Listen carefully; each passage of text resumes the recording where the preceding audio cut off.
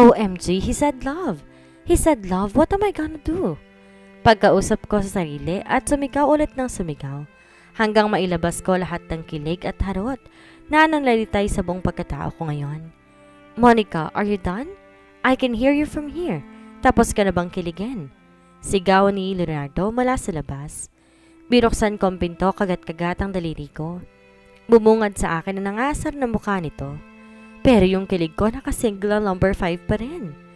Subukan mo akong tawanan. Makakatikim ka sa akin. Pananakot ko sa kanya. At wala kang narinig. Dagdag ko pa bago iniwan na siya. Naglakad ako papunta sa sala kung saan may mga nagwawalang grupo ng mga bugok at pinamumuno ang demonita na nagngangalang Bella. Anyari? Nakatopless sa mga bugok na yon habang nakaflex sa mga muscle at sumasayaw sa beat ng Careless Whisper?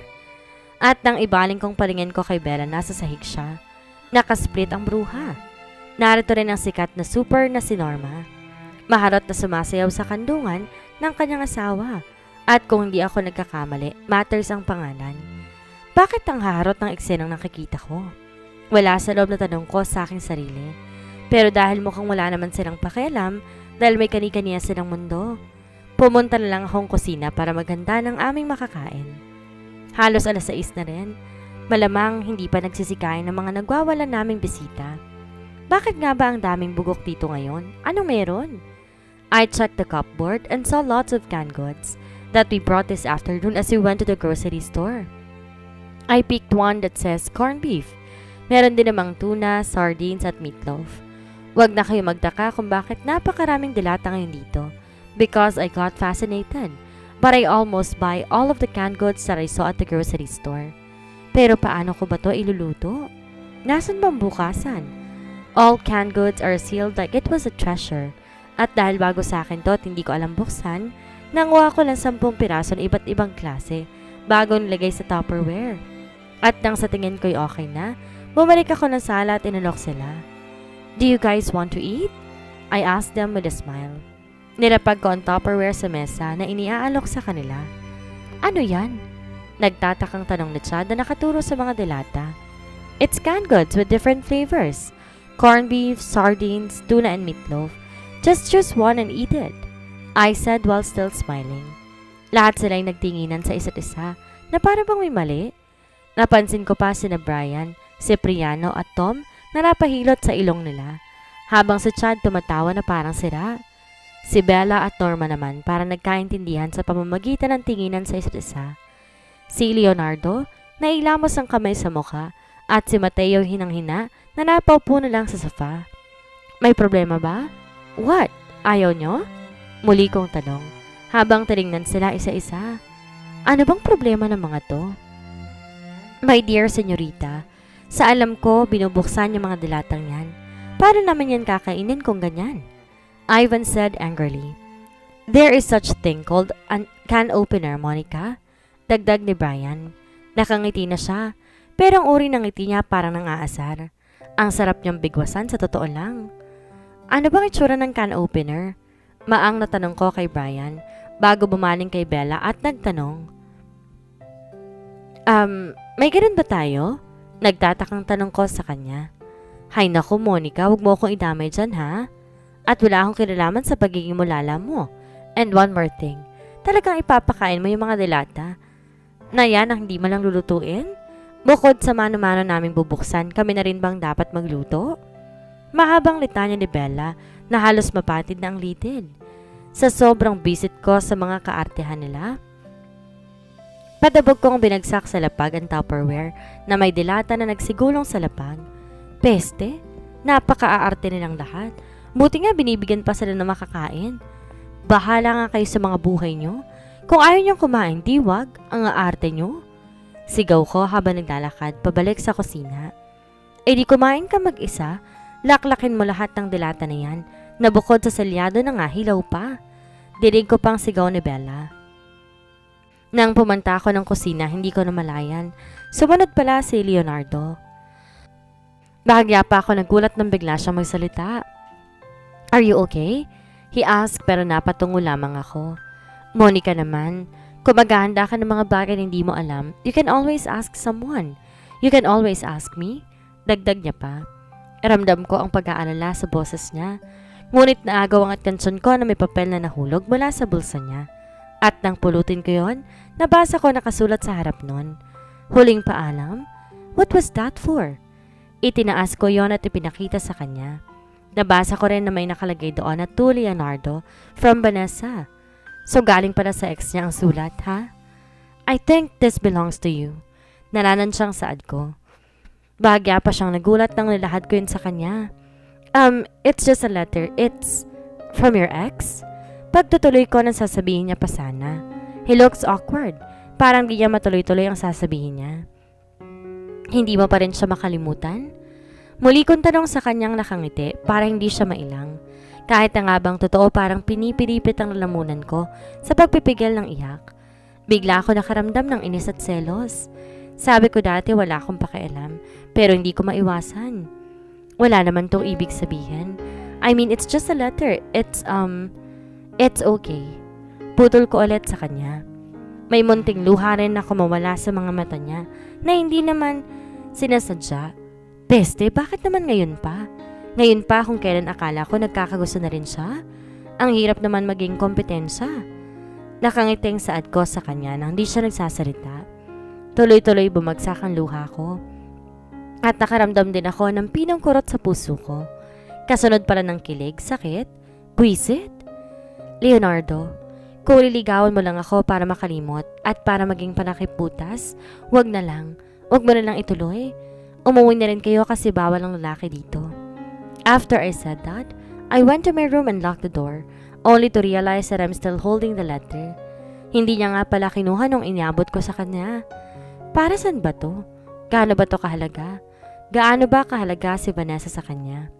I bet hindi ko kayang tapatan man lang yung ex niya. Huling paalam. Should I read it? Sa kabilang banda, halos isang linggo nang lumipas na pumunta dito sina Leonardo at ang mga kaibigan niya. Halos isang linggo na rin akong hindi pumapasok sa kumpanya. Pakiramdam ko kasi wala akong mukhang maihaharap pa. Kailangan ko muna yatang dumistansya. Kailangan kong huminga. Pakiramdam ko kasi hindi na ako yung dating ako. Ito ba ang kapalit ng kalayaang hinahangad ko? Nang mahiga ako sa kama at kunin ang aking cellphone, nakita kong sulat mula kay Vanessa. That letter is almost 1 week and I'm still confused to whether I read it or not. May karapatan ba akong basahin at malaman ang nilalaman ng sulat na to? Inabot ko ang sulat at binasa ng marahan ang nakalagay sa harapan nito. Huling paalam. Para bang napakasakit ng salitang iyon. Nahihirapan tuloy ako mag-isip kung ano nga bang dapat kong gawin sa sulat na to. Ngunit sa kabila ng mga kaisipag gumugulo sa akin, dahan-dahan ko pa rin yung binuksan para basahin. Tumambad sa aking paningin ang salitang, Hi, hon. Dalawang kataga at simpleng pagbati, ngunit daig ko pang pinaslang ng paulit-ulit.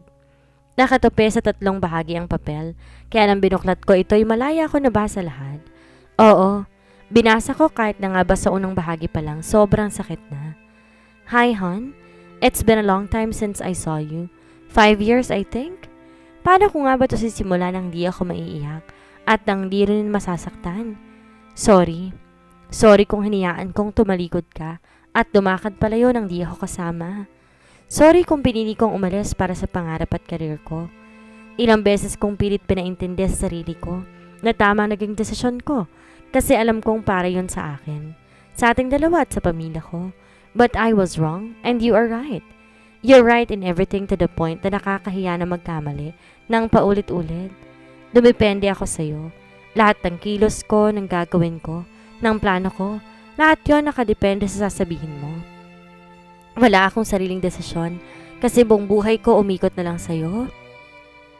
Halos ikaw na nga ang ginawa kong mundo. Funny how we said I love you almost every day, but still, we end up hurting each other's feelings. Gusto ko itanong kung okay ka na ba? Masaya ka na ba? Nakalimutan mo na ba ako? At kung may pag-asa pa ba? Noong panahong wala akong, anong nangyari sa'yo? Sinong dumamay sa'yo para mawala yung sakit na nararamdaman mo? Anong pinagkakaabalahan mo? Kumakain ka ba sa tamang oras? Natutulog ka rin ba ng halos baradong ilong at mga mata kaiiyak? Gusto kong malaman lahat ng yon dahil yun din ang nangyari sa akin simula nang umalis ako at wala ka sa tabi ko. Ang hirap. Kasi nasanay akong nariyan ka lagi sa tabi ko. Piramdam mo sa akin na hindi ka mawawala. Sinanay mo ako sa mga bagay na hindi ko nakasanayan. Kaya hindi ako naging handa noong kailangan kong lumaban mag-isa. Natalo ako, Leonardo. Nawala sa akin ang lahat. Nawala ka, nawala kita. I know it's too late to say sorry, pero kaya kong ulit-uliting sabihin yan para lang mawala yung sakit na binigay ko sa'yo. Sakit na dulot ng pangarap ko. Sorry kasi umalis ako. Sorry kung wala ako nung nasasaktan ka. Sorry kung sinisi mo ang sarili mo pag-alis ko. Sorry kung nangarap ako ng mataas. Hindi lang para sa atin kundi para sa ating dalawa. Sorry kung hanggang ngayon nasasaktan ka. Sorry kung hinanap mo yung pagmamahal sa iba na dapat sana'y sa akin mo nadama. Sorry, Leonardo. Sorry kung hanggang ngayon masakit pa. Ang sakit-sakit pa rin talaga. You used to be my prince and I used to be your princess. We promised to build our own castle and we both believed in our own happy ending. But we end up broken. At alam kong sasabihin mo na di lahat ng kwento may magandang wakas. At nangyari lang yun sa mga babasahin aklat. Umuwi ako. I want you to know na umuwi ako. Kasi hindi ko pala kayang wala ka sa tabi ko. Isipin ko pa lang kung ano yung mga pinagdaraanan mo. Sobrang nasasaktan din ako kaya umuwi ako para sa'yo. And then I saw you with a random girl, having fun. Pinaniwala ko yung sarili ko na siguro ginagawa mo lang yun para makalimot, para sumaya, para kalimutan ako. But one time I saw you. May kasama kang babae sa Club B. Sabi ko sa sarili ko, iba na to. Why? Because you look at her as if she is the only woman in that place. Your eyes are full of concern and love. I ask myself kung naka-move on ka na ba? Kasi kung oo, paano na ako? Paano ako mag-uumpisang mangarap muli? Kung alam ko sa sarili kong ikaw lang naman ang nag-iisang pangarap ko. Pangarap na hindi ko naaabot, hindi ko natupad. Paano ko sasanayin ng sarili ko na wala ka sa tabi ko? Paano ko lilingon sa paligid ko nang hindi ko maaalala yung mukha mong nakangiti while saying I love you? Paano ko patitigilin ang luha ko na wag lumabas kapag bigla kitang naaalala? Paano ba mawala yung sakit, Leonardo? Gusto kitang sisihan kasi hindi naging malawak ang pangunawa mo. Gusto tanongin ng bakit nang paulit-ulit hanggang sa magkaroon ng sagot ang lahat at mabawasan ang sakit na dinala ko sa loob ng 5 taon. Bakit mo ko iniwan?